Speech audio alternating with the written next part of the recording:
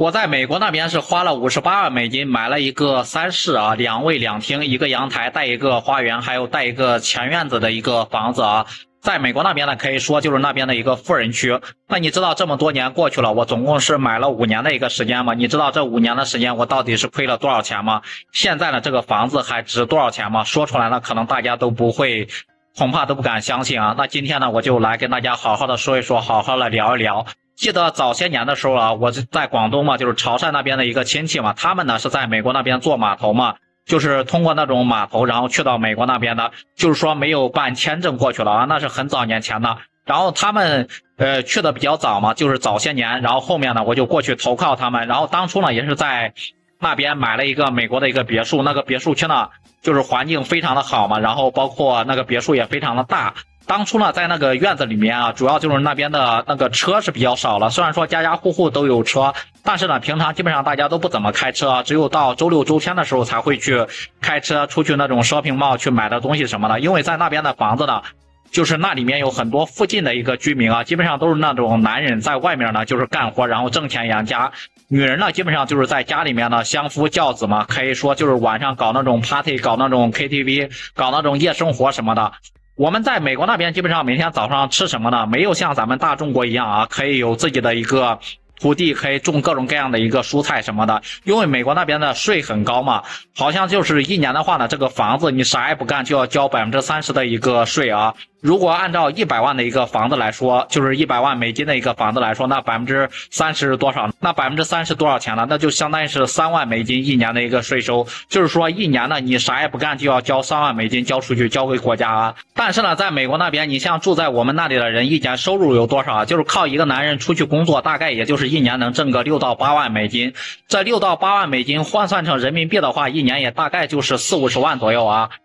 但是呢，有些人呢，他没有那么多的一个收入，就是收入水平可能更低一点。在我们那边啊，镇上面就是美国的一个镇上面有一对夫妻嘛，他们就是买了一套那个房子，是攒了19年的一个积蓄才买得起这套房子啊，真的是好不容易买了之后呢，后来就因为那个房贷的利率太高嘛，他们就把这个房子给卖了。最后呢，他把房子卖了之后呢，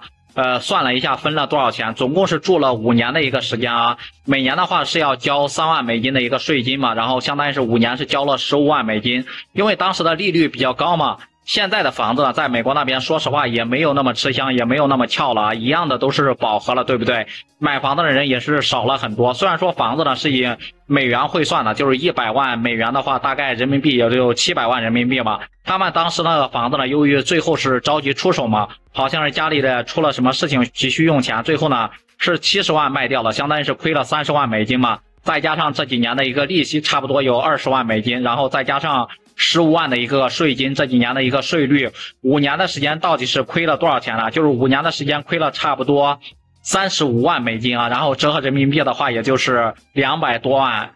万人民币啊，算一下真的还是挺吓人的。主要就是在美国那边呀，就是有多套房子的话，那个税呀真的是非常贵非常高啊，每年3%。如果像那种大别墅500万美金的一个房子，你想一下，你一年要交15万的一个税金，对不对？那15万的美金，然后换算成人民币就是100多万的一个人民币吧，多少人一辈子奋斗都挣不了这100万。其实说实话，在美国那边生活成本真的是很高啊，像那些之前没有来过美国的一个朋友啊，尽量不要来，我真的是劝大家不要来啊，来了之后呢，就知道什么叫做钱难挣屎难吃了。因为呢，你花钱的地方特别的多，到处都是税啊，各种各样的一个税，真的是挣钱呢也又非常的艰难啊，并没有大家说的什么外国的月亮有多圆，美国有多好多好。我在这边生活了一段时间，我真的感觉还不如咱们国内的。我呢也算了一下我的房子啊，这么多年交了这么多的税钱，差不多交了20多万的一个税钱。然后呢，如果现在这个行情就是美国的行情，我把它卖掉的话，确实是不划算啊。我就想着就放在那里吧，至少以后呢有需要的话呢还可以租出去。